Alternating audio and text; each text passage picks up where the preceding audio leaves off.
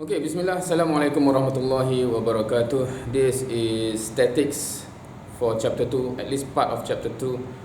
And this is for the sake of those who is in the section where we have Monday as a holiday 2 weeks in a row, right? So you actually miss 2 classes and it's quite hard to find a replacement class, so I'm doing this video for you. Hopefully we can cover some portion of chapter 2 and not left behind, because it's crucial for you to be able to keep track on the schedule and also understand what we have covered or we are covering, right? And of course I'm not in my office attire. I'm recording this at night. I'm sorry for the attire, for the timing.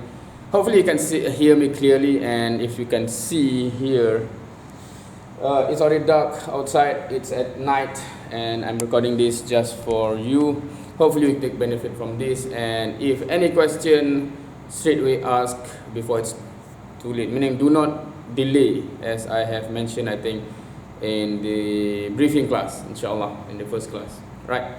So I'll try to cover as quick as possible, but hopefully still can be understood. And yeah, without further ado, Bismillah. Rabbi zidni ilma warzuqni fahma. Allahumma aftah lana hikmataka wa anshur alaina min khaza'ini rahmatika ya arhamar rahimin. Rabbi shrah li sadri wa yassir li amri wahlul 'uqdatam min lisani yafqahu qawli. Bismillah. Now, you can get the slide on iTalim, inshallah. And yeah, this video will not have any slide, so hopefully you can play side by side with the slide, and I'll still try to explain in a way that even if you do not see the slide, you can still understand, hopefully, but it's the best if you can also refer to the slide. Now, the first slide, 2.1 until 2.4, right? This is chapter 2. Yes. So 2.1 until 2.4, we are dealing with force vector, vector operation, and additional coplanar forces. Now, I believe that most of you have covered about force, about vector before. So I'm assuming that this is not a totally new subject. Just to refresh, because after this, in the later chapter, all of this will be super important, that you understand fully the concept about the foundation.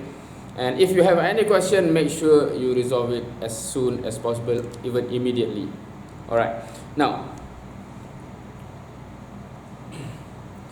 so I'll skip some of the things that you can read directly from the slide, and you should be able to understand straight away, especially the application part, etc. So we'll just go straight to the concept, right?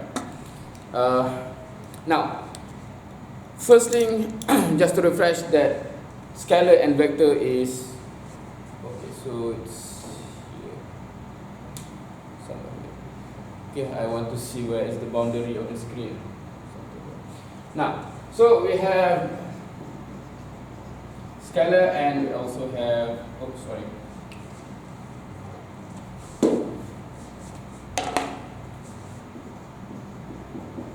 vector, right? I believe this is not the first time that you have been explained what is the scalar and vector, but just to refresh, scalar only have magnitude,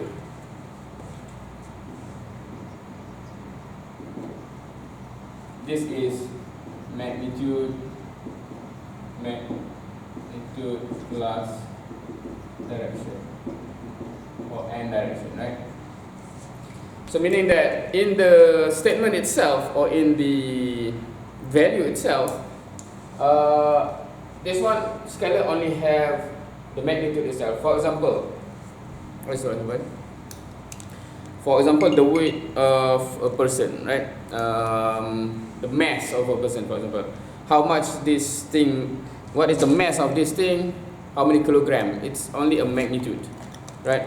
But when we say vector, then the statement carries both magnitude and also the direction, right? And we will see some example of this, right? Now, okay, an example, I think because we have covered already, we'll just say, like, for example, m equal to 2 kilogram, right? Can you see this one? Should it be bigger? Hopefully you can see the writing. M equal to 2 kilogram. So it's a magnitude, right? But here, if you say F equal to 2I plus 3J Newton, for example, right? So there's a direction embedded in this statement here, right?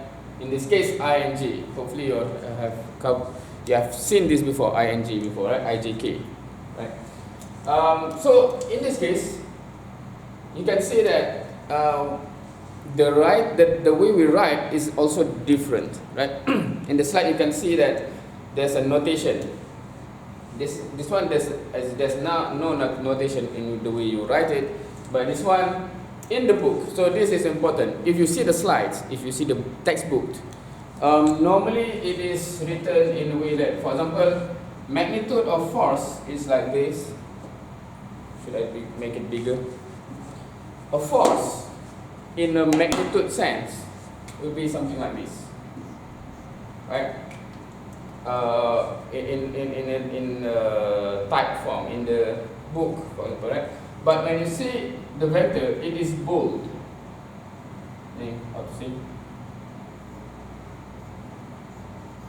Meaning it's bold, right? I'm not sure. But if you see your book or textbook, you can see it is a bold form, right? But in writing, you are not expected to just make the letter to be bold, right? And also it raises some confusion whether you are intentionally write like that, or your pen have a problem or something, right? So normally we will have something like this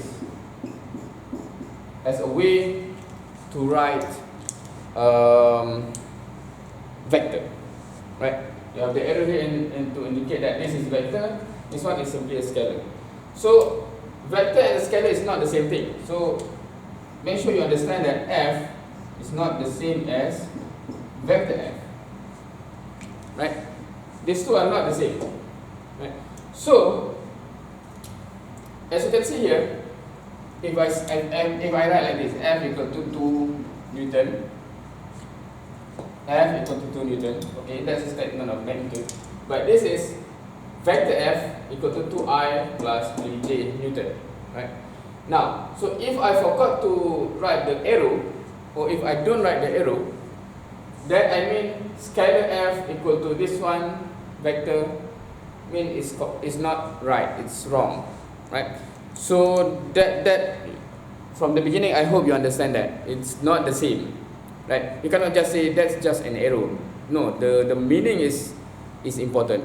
Now, so I want to remind you, hopefully I have said this in the first class, in the briefing class, in terms of the marking, especially the way I mark, the mark will reflect not what you understand, but it will reflect how you translate what you understand on the paper, because I only have the paper that I can evaluate, and you are not there for every time I'm confused and I ask what does this mean, and you say this means something.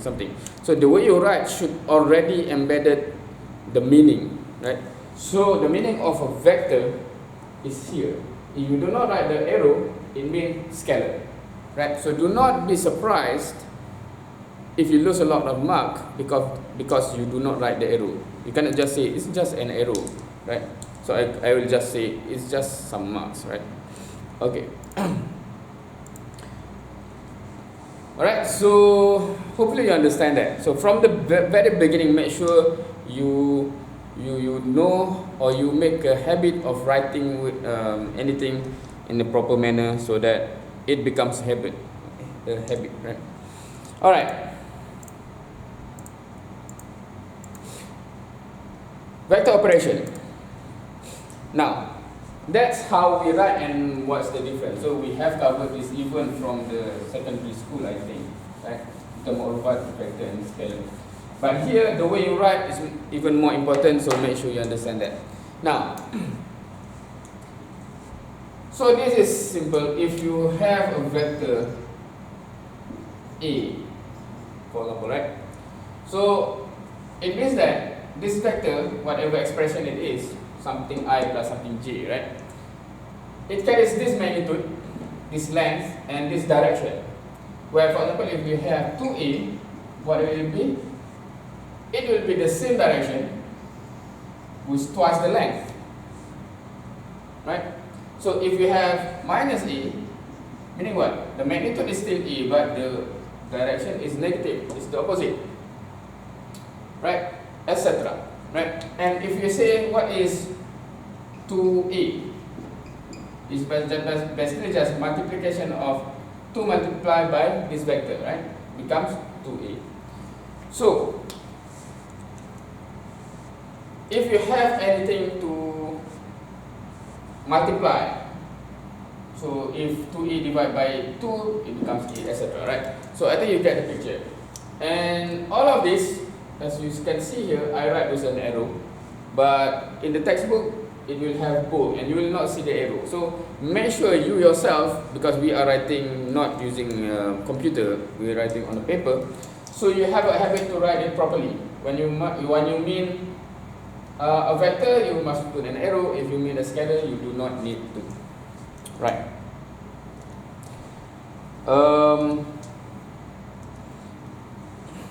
So how do you add two vectors?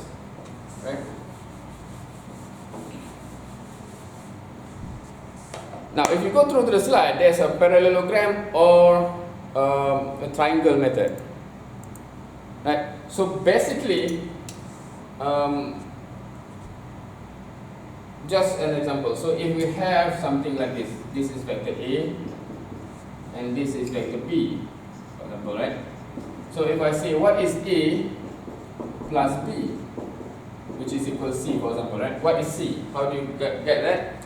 So in terms of parallelogram, basically you'll have a same starting point, and then you have B here, A here, and then you put a parallel, right? So this is B, this is A, this is C. That is simply what it means. If you have a triangle method, meaning that you put A here, and then at the end here you continue with B, and then basically you have C there. It should be the same.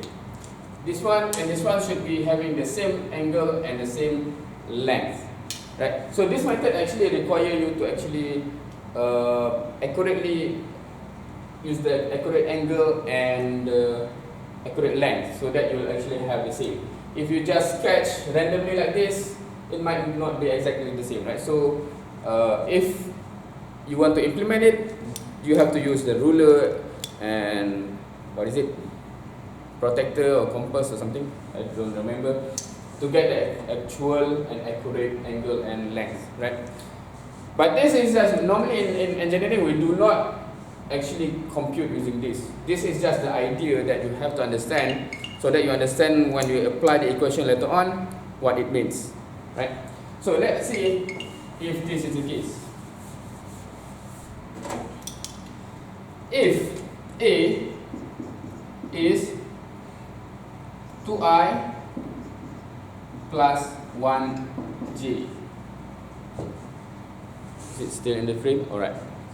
And let's say B is 1i,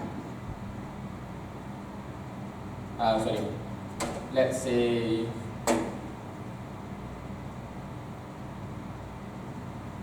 minus 3i plus 2j. Let's say that is, okay, can you see this one? Let's say this is 2 vector, right? Now, in the, if you want to make it as accurate as possible, hopefully,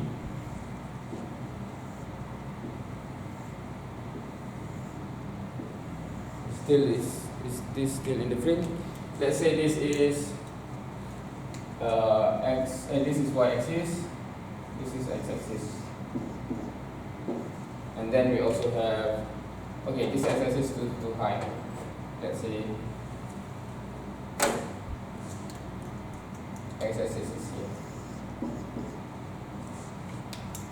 right? Do I have other colors? Right. And if you have like this, something like that,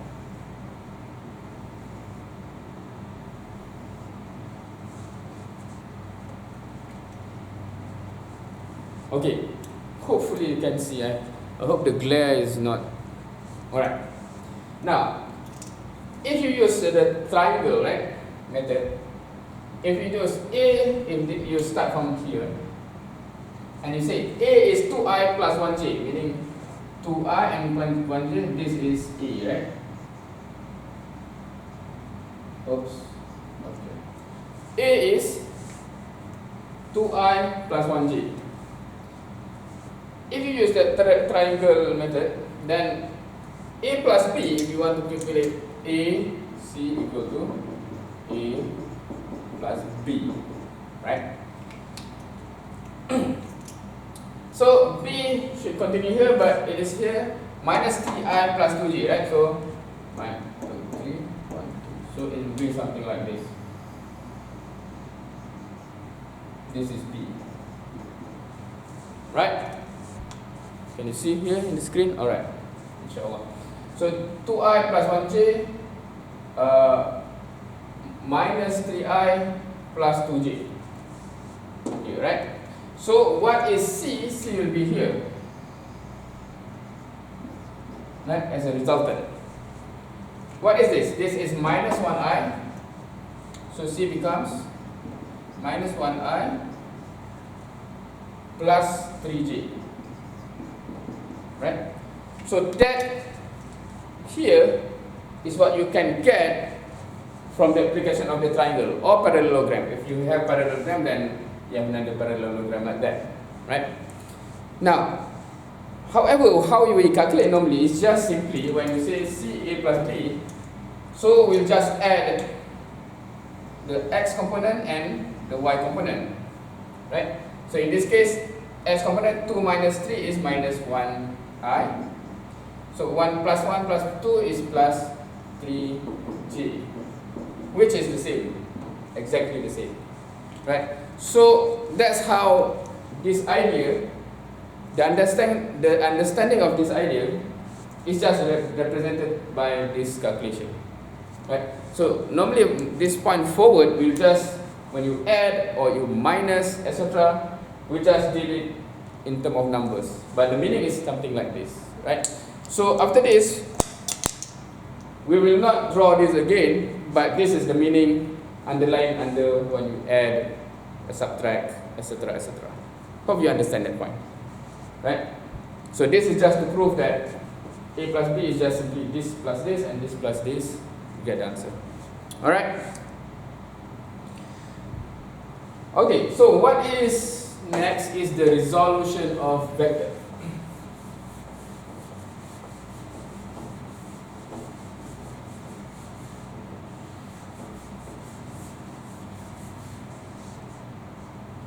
We have covered how to get a resultant, right? For example, if you have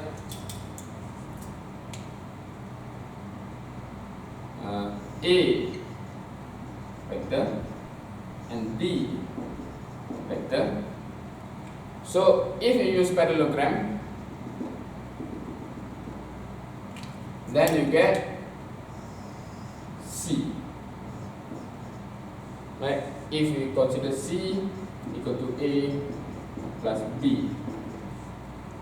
Okay? So that is resultant, meaning the resultant of these two becoming this is the resultant. Sorry, this is the resultant. Right. Now, in statics, what we need to do normally is the reverse of that. Meaning that when you have a vector C, right? And we need the component in two axes. Let's say in this axis and in this axis. Right? What are the components? Meaning you resolve or resolution of vector. Meaning you resolve into two components that makes that same vector. Right? Meaning what is the two components that makes this in terms of this axis? So if you reverse the process using just parallelogram also, then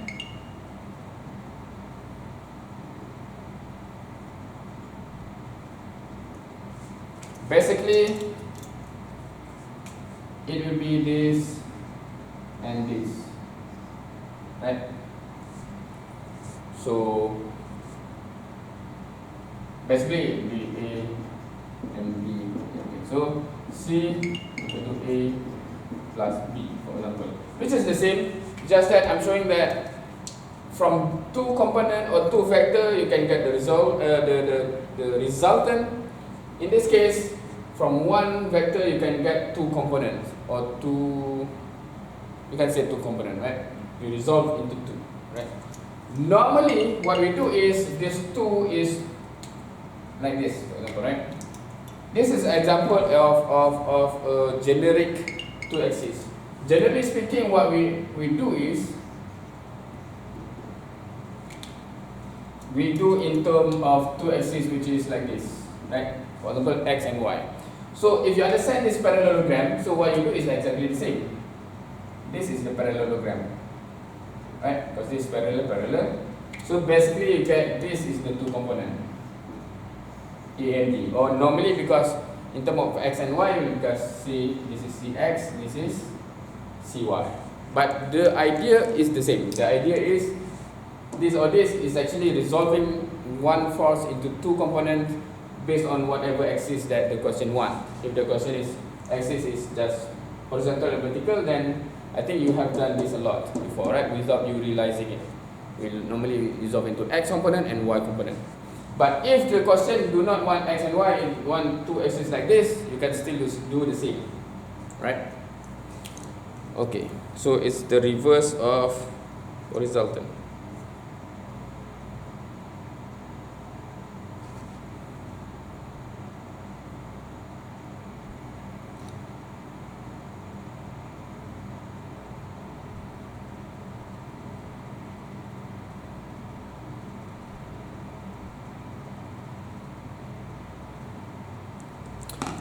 Okay, so unfortunately I have to stop now because I have an emergency, so I'll continue from this point, inshallah, the recording onwards. Allahu alam. So after this we will go for 2.4 and onwards, where we have covered basically, hopefully, how to differentiate scalar and vector. And I have emphasized that you write it properly. Scalar and vector, it is written differently.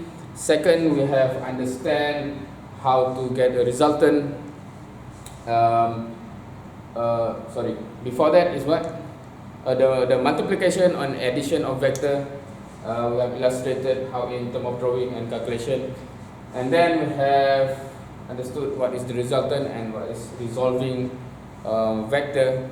And we'll continue after this on adding vectors in a coplanar system, and inshallah onwards, inshallah. So Allah alam, hopefully this is clear enough. Assalamualaikum warahmatullahi wabarakatuh.